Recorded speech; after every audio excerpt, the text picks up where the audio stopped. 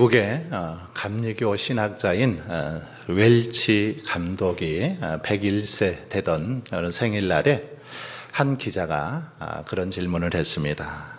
목사님, 101세가 된 이런 나이에 목사님은 두려움을 느끼지 않습니까? 라고 그렇게 물어보았습니다.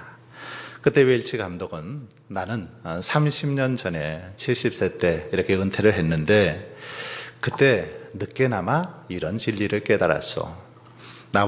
나의 긴 과거를, 지난날의 과거를 회고해 보니까 많은 걱정과 근심거리를 가지고 있었는데 사실 따지고 보니까 그것들의 대부분은 전혀 일어나지 않을 그런 것들이었네 라고 대답했습니다. 오랫동안 살면서 여러 가지 근심 걱정을 가지고 살았는데 사실 그것들 전혀 이루어질 가능성이 없었던 것들이었다라는 그런 대답입니다. 웰치 감독의 말처럼 실제로 우리들이 걱정하는 대부분의 것들 일어날 가능성이 거의 희박한 것들입니다. 우리들이 근심 걱정하는 것들 대부분은 일어날 가능성이 거의 없더라는 거죠.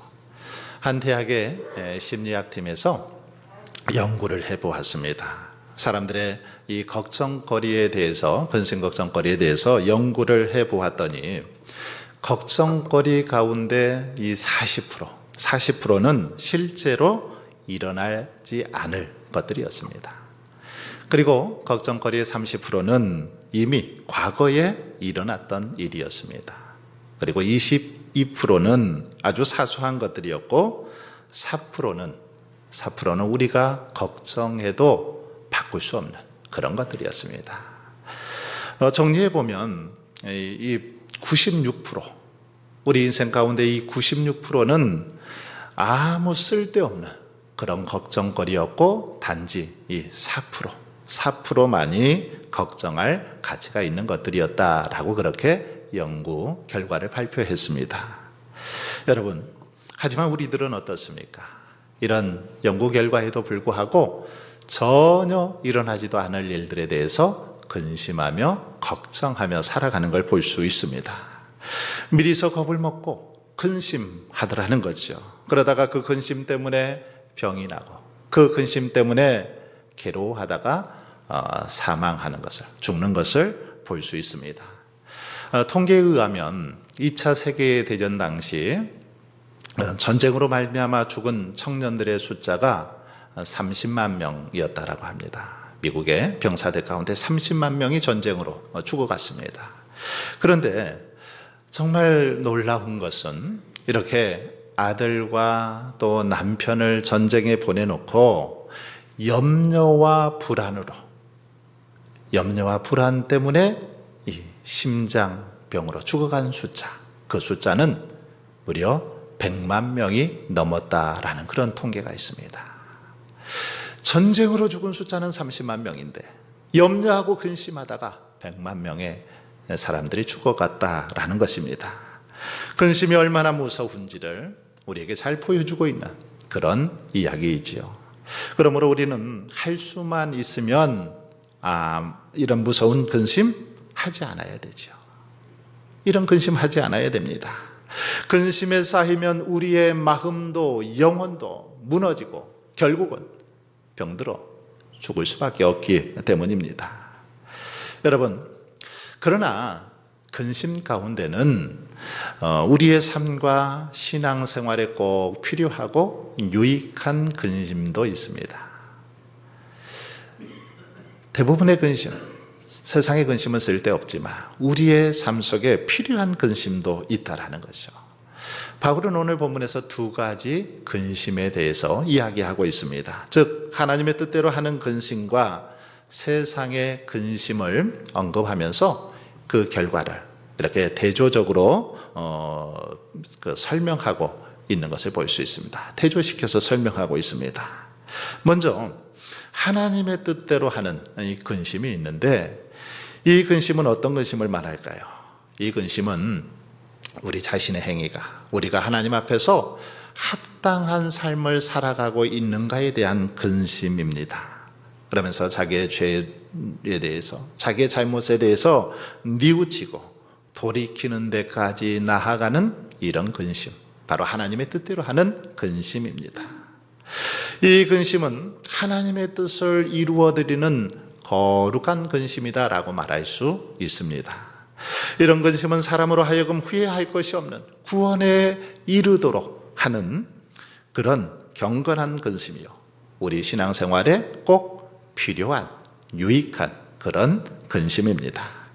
이에 반해서 세상 근심은 분노하고 원한을 품으며 자기를 정당화시키기 위해서 애쓰는 그런 근심으로, 이런 근심의 결과는 우리를 낙담하게 합니다. 좌절하게 하고 시리에 빠져서 결국 사망을 이루도록 하는 근심, 바로 세상 근심입니다. 우리는 이런 두 종류의 근심의 대표적인 예, 에서와 다윗의 모습을 통해서 생각해 볼 수 있습니다.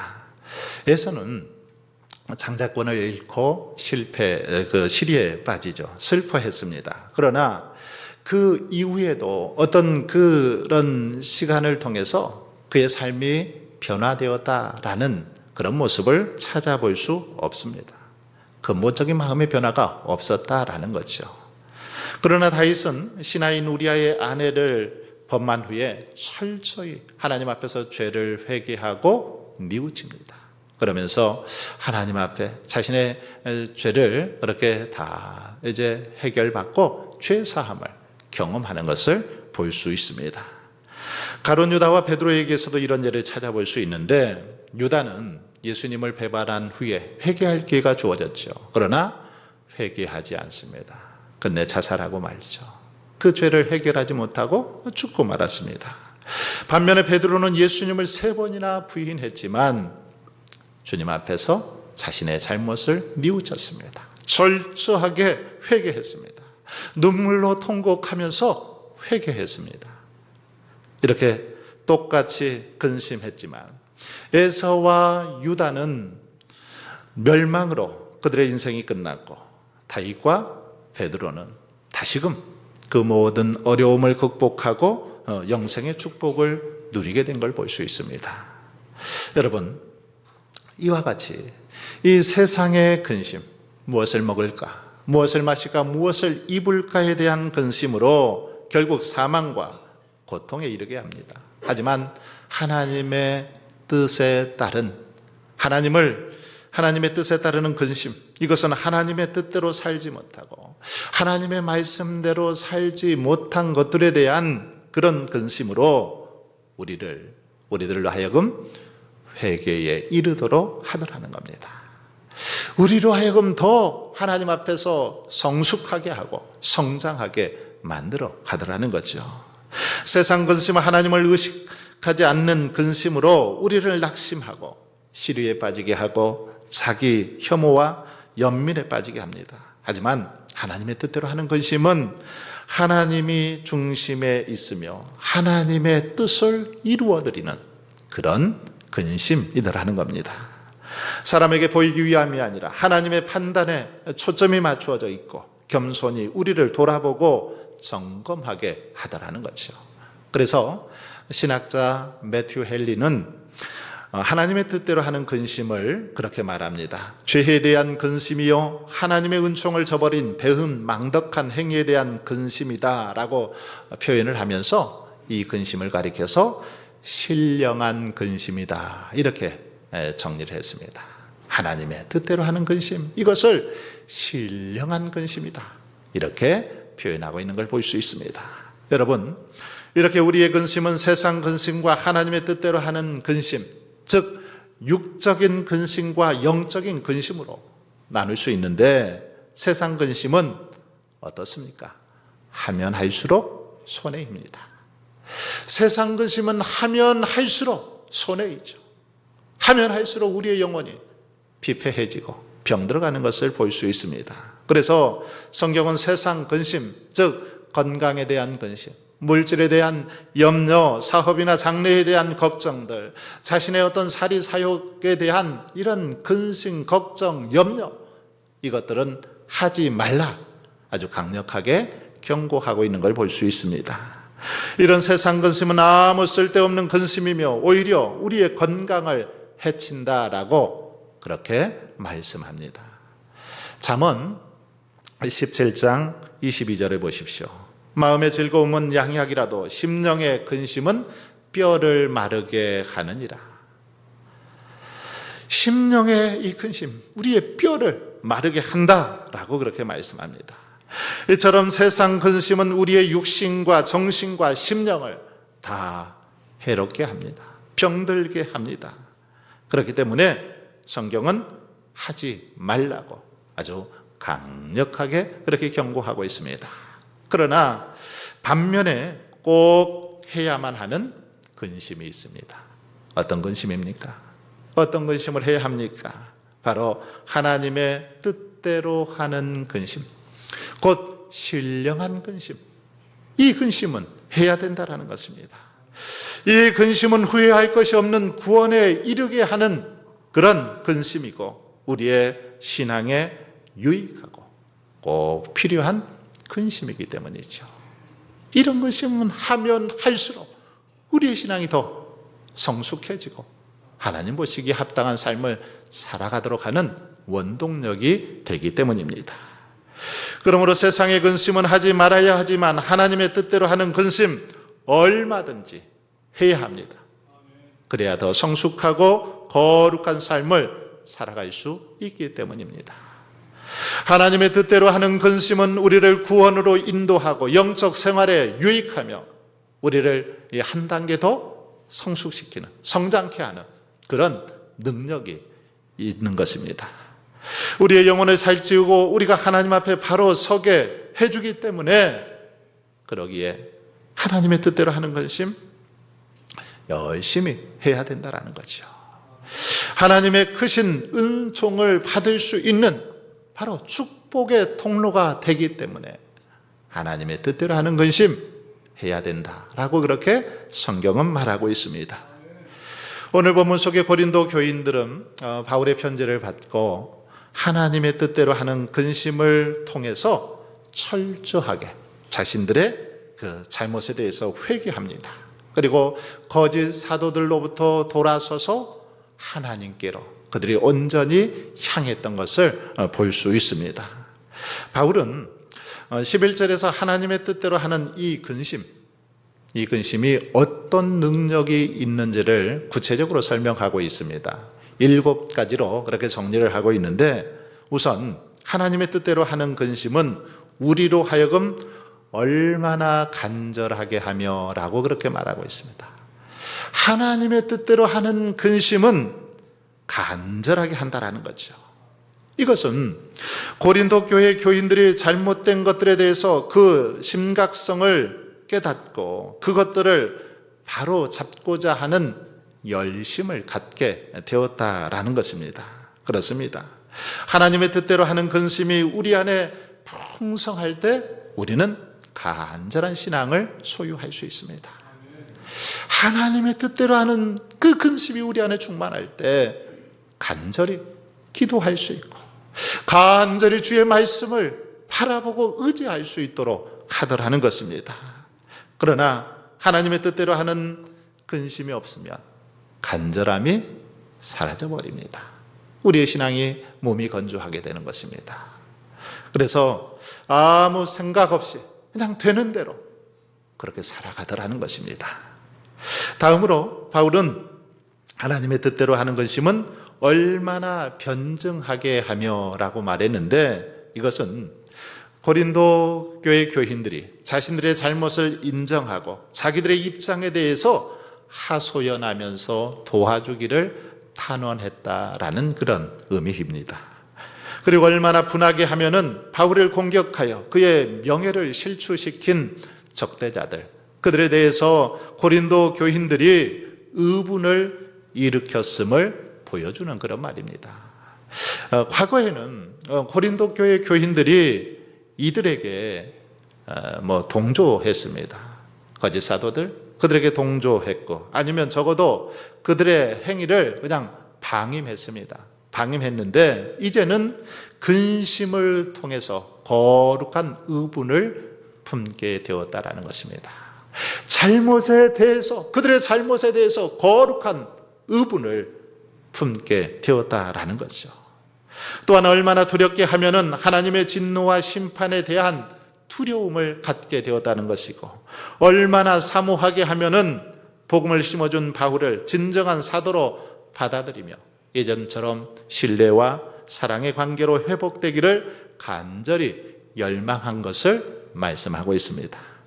그리고 얼마나 열심 있게 하면은 회개와 성결한 삶을 위한 열심과 바울을 섬기려는 그 열심을 다시금 갖게 되었다라는 그런 말씀입니다. 얼마나 벌하게 하였는가. 이것은 고린도 교인들이 바울을 공격한 자들을 공의에 이제 입각해서 치리하였음을 보여주는 그런 말씀이죠. 마지막으로 너희 자신의 깨끗함을 나타내느니라. 이 말씀은 고린도 교인들이 자신들의 무죄함을 입증했다라는 그런 말입니다.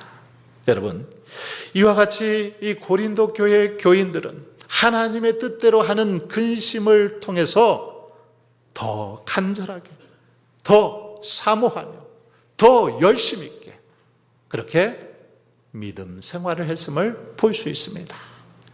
근심을 통해서, 하나님의 뜻대로 하는 근심을 통해서 하나님께서 기뻐하시고 원하시는 그런 믿음의 삶을 살게 되었고 자신들의 깨끗함을 드러내게 되었다라는 것입니다.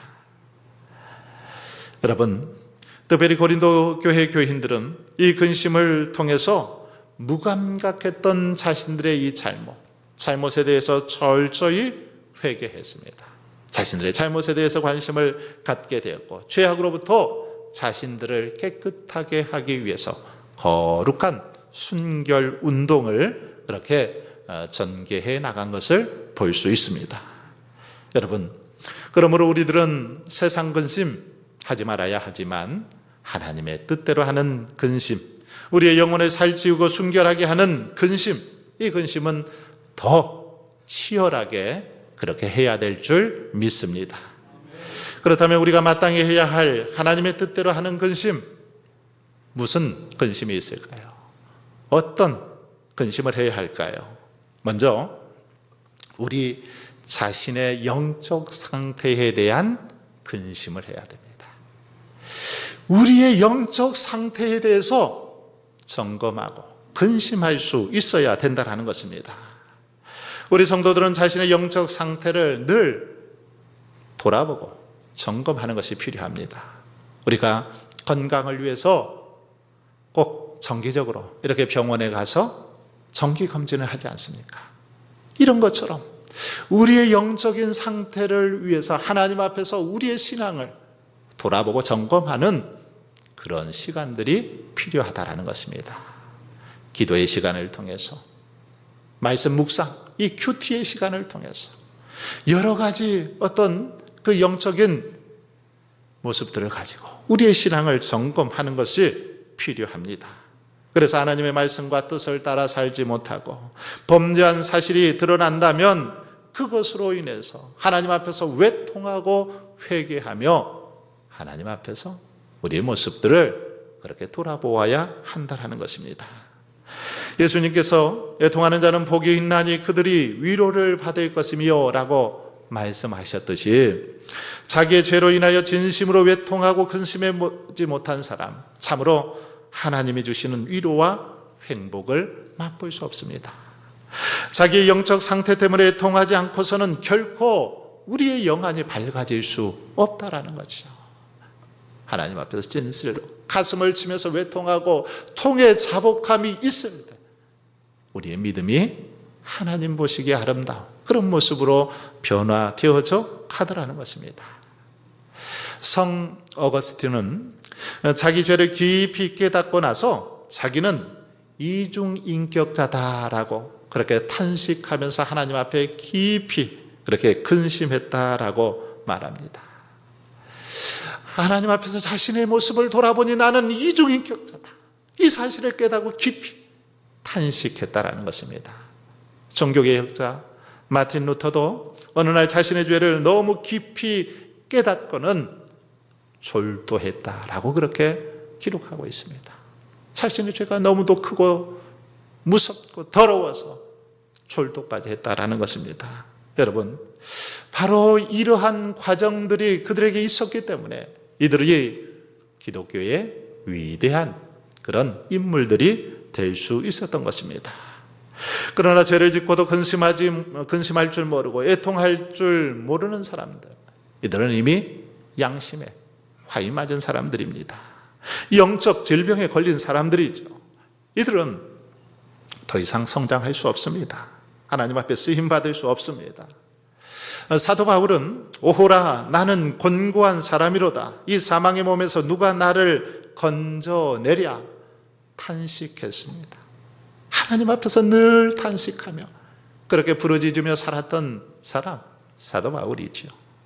다윗은 범죄한 후에 회개하면서 말하기를 내가 입을 열지 아니할 때에 종일 신음함으로 내 뼈가 쇠하였도다. 주의 손이 주야로 나를 누르시오니 내 진액이 빠져서 여름 가뭄에 마름같이 되었나이다. 하나님 앞에서 깊이 그렇게 탄식하고 회개했던 것을 볼 수 있습니다. 바로 이런 애통함과 탄식, 즉 하나님의 뜻대로 하는 근심이 그들 안에 있었기 때문에 그들이 더 성숙하고 하나님께서 기뻐하시는 영적인 삶을 살 수 있었다라는 말씀입니다. 여러분, 그러므로 저와 여러분도 날마다 우리의 삶을 말씀에 비춰보고 우리의 영적 상태를 끊임없이 진단해보고 점검해 볼 수 있기를 바랍니다. 그래서 더 아름답게 변화되어지고 다듬어 지시기를 바랍니다. 아직도 변화되지 못한 부분들, 그런 부분들이 있다면 그것에 대해서 근심하고 눈물로 탄식하며 하나님 앞에 부르짖을 수 있기를 바랍니다. 이런 믿음으로 하나님께 나아갈 때 하나님께서 우리를 새롭게 하여 주시고 더 복된 삶으로 인도해 주실 줄 믿습니다. 또한 우리는 근심하되 교회를 위하여 근심할 줄 알아야 합니다. 교회를 위해서 근심해야 된다는 것이죠. 참으로 진실한 성도라면 내 가족, 내 집안일 못지않게 주님께서 피값으로 세워주신 주님의 몸된 교회를 위해서 근심할 수 있어야 합니다. 교회를 위해서 근심하며 기도하며 봉사할 줄 모르면 진실한 성도, 충성스러운 일꾼이라고 말할 수 없습니다. 간혹 어떤 분들은 부담 없이 예수를 믿는다고 집에서 그냥 TV를 틀어놓고 그렇게 예배만 드리는 분들이 있습니다. 또 어떤 분들은 구역 모임이나 남녀 선교회 성경 공부 모임, 교회 안에서 모이는 여러 가지 모임들, 이런 모임에 참여하지 않고 주일만 예배 드리는 분들도 있습니다. 일체 어떤 교회 봉사하는 일, 교회 모임 전혀 참여하지 않고 오직 주일 한번 예배 드리는 그런 분들도 있습니다. 그러나 저는 이것은 결코 바람직한 신앙의 모습은 아니라고 생각합니다.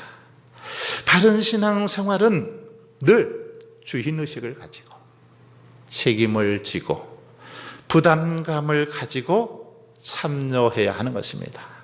교회가 기도하고 추구하는 일에 적극적으로 동참하고 함께 하는 것이죠.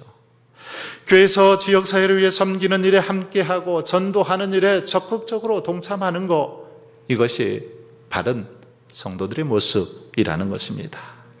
이것이 교회를 위해서 근심하는 것이고 교회를 사랑하는 것이지요.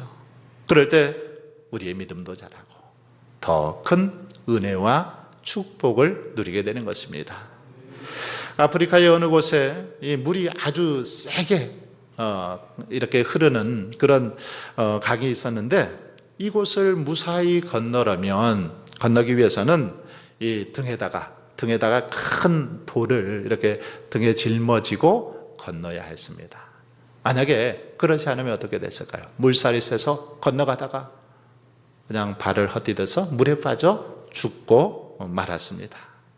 그래서 사람들은 강을 건널 때면 먼저 큰 돌을, 이렇게 무거운 큰 돌을 찾아서 그것을 등에 짊어지고 또는 안고 그 강을 건넜다라는 것입니다. 비록 큰 돌을 몸에 이렇게 지니고 가는 거 귀찮죠. 무겁지만 큰 돌을 지고 가야만 강을 건널 수 있기 때문이라는 겁니다. 여러분, 때로는 교회에 대한 책임 또는 봉사, 이것들이 우리의 삶을, 우리의 신앙생활을 힘겹게 합니다. 고달프게 하죠. 무거운 짐처럼 다가올 수도 있습니다. 하지만 등에 짊어진 이 큰 돌처럼 그것은 오히려 우리의 신앙을 지켜주고 우리를 더 큰 은혜의 길로 인도하더라는 것입니다.